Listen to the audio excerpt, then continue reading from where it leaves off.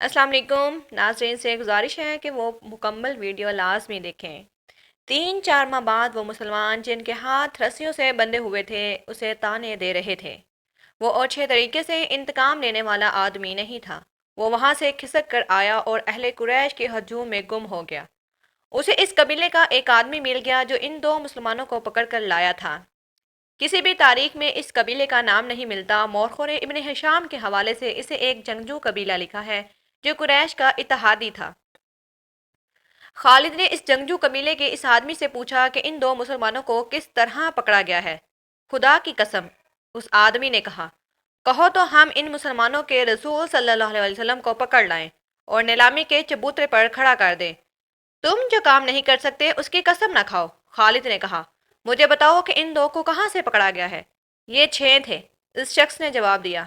हमने ओहद में मारे जाने वालों का इंतकाम लिया है, आइंदा भी ऐसे ही इंतकाम लेते रहेंगे। हमारे कबीले के कुछ आदमी मदीना मोहम्मद के पास गए और कहा कि वो इस्लाम कबूल करने आए हैं। इन्होंने ये भी कहा कि इनका पूरा कबीला इस्लाम कबूल करने का इरादा कर चुका है, लेकिन पूरा कबीला मदीने नहीं आ सकता। हमारे इन आदमियों ने मोहम्मद से कहा कि इनके साथ चंद एक मुसलमानों को इनके कबीले में भेजा जाए जो पूरे कबीले को मुसलमान करें और फिर कबीले को मजहबी तालीम देने के लिए कुछ अरसा वहीं रहें। हमारे ये आदमी जब वापस आए तो उनके साथ 6 मुसलमान थे। इधर हमारे सरदार शारजा बिन मुगैस ने 100 आदमियों को रजी के मुकाम पर भेज दिया। जब ये 6 मुसलमान रजी पहुंचे तो हमारे 100 आदमियों ने इन्हें घेर लिया। तुम सुनकर हैरान होगे कि ये 6 मुसलमान तलवारें निकाल कर 100 आदमियों के मुकाबले पर आ गए।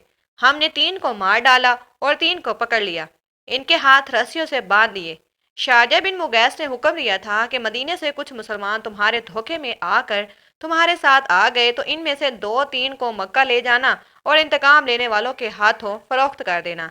हम 3 को इधर ला रहे थे, रास्ते में इनमें से एक ने रस्सियों में से हाथ निकाल लिए, मगर वो भागा नहीं। वो इतना फुर्तीला था कि उसने हमारे एक आदमी की नियाम से तलवार निकाल ली, क्योंकि उसे हमने नहत्ता कर रखा था। उसने बड़ी तेजी से हमारे आदमियों को मार डाला। अकेला आदमी इतने सारे आदमियों का मुकाबला कब तक करता। वो मारा गया और हमने उसके जिस्म का कीमा कर दिया। ये 2 रह गए। हमने इनके हाथ और ज्यादा मजबूती से बांध दिए और यहाँ ले आए। और तुम खुश हो? खालिद ने उसे तंजिया कहा। मोहम्मद क्या कहेगा? अहले कुरैश और उनके दोस्त कबीले इतने बुज़दिल हो गए हैं कि अब धोखा देने और 6 आदमियों को 100 से मरवाने पर उतर आए हैं। क्या तुमने ये मुझे बात सुनाते शर्म महसूस नहीं की? क्या इन 100 आदमियों ने अपनी माओ को शर्मसार नहीं किया जिनका दूध इन्होंने पिया है? तुमने मैदान जंग में मुसलमानों का क्या बिगाड़ा था, वलीद के बेटे? उस आदमी ने कहा, क्या तुम मोहम्मद की ताकत का मुकाबला कर सकते हो? बदर में 1000 कुरैश 313 से मार खा आए थे। ओहद की लड़ाई में मोहम्मद के पैरोकार कितने तादाद में थे? 700 से कम होंगे, ज्यादा नहीं थे। कुरैश कितने थे? हजारों। सुन खालिद बिन वलीद, मोहम्मद के हाथ में जादू है। जहां जादू चलता है वहां तलवार नहीं चल सकती। फिर तुम्हारी तलवार किस तरह चली? खालिद ने पूछा। अगर मोहम्मद के हाथ में जादू है तो वो तुम्हारे सरदार शारजा बिन मुगैस के धोखे में किस तरह आ गया? उसके 4 आदमियों को किस तरह मार डाला? इन 2 को मोहम्मद का जादू आज़ाद क्यों नहीं करा लेता? तुम जिस चीज़ का मुकाबला करने की जुर्रत नहीं रखते उसे जादू कह देते हो। हमने जादू को जादू से काटा है, शारजा बिन मुगैस के कबीले के उस आदमी ने कहा। हमारे पास यहूदी जादूगर आए थे। उनके साथ 3 जादूगरनियां थीं। उनमें से एक का नाम युहावा है। हमने अपनी आंखों से देखा है कि एक घनी झाड़ी में से एक बच्ची जमीन पर सरकती बाहर आई। ये बच्ची झाड़ी में वापस चली गई और सांप बनकर बाहर आई। ये सांप वापस झाड़ी में चला गया। मदीने की तरफ जाते हुए उसे ये वाकया याद आ रहा था।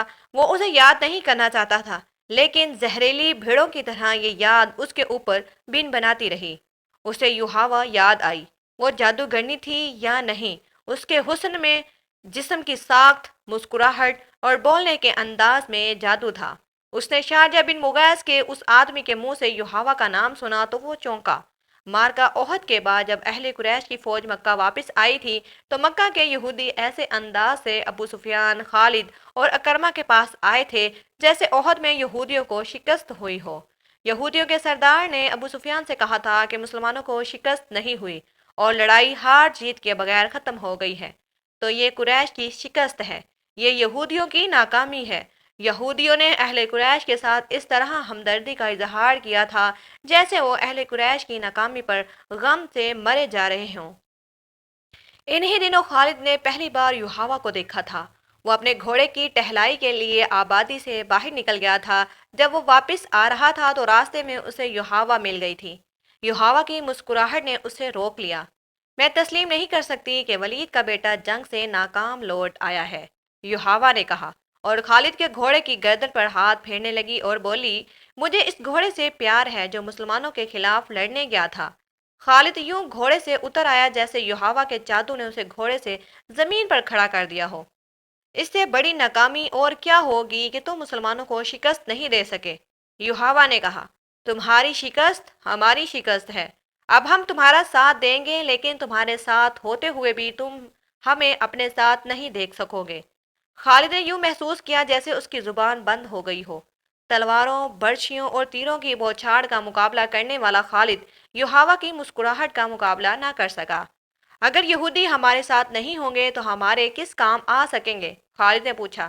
کیا تم سمجھتے ہو کہ صرف تیر ہی انسان کے جسم سے پار ہو جاتا ہے؟ یوحوا نے کہا۔ عورت کا تبسم تم جیسے دلیر اور جری مردوں کے ہاتھوں سے تلوار گرا سکتا ہے۔ خالد اس سے کچھ پوچھنا چاہتا تھا لیکن کچھ پوچھ نہ سکا۔ یوحوا نے اس کی آنکھوں میں آنکھیں ڈالی اور پھولوں کی پنکھڑیوں جیسے ہونٹوں پر تبسم آ گیا۔ یوحوا آگے چل پڑی۔ خالد اسے دیکھتا رہا۔ اس نے اپنے وجود کے اندر لطیف سے جھٹکے محسوس کیے۔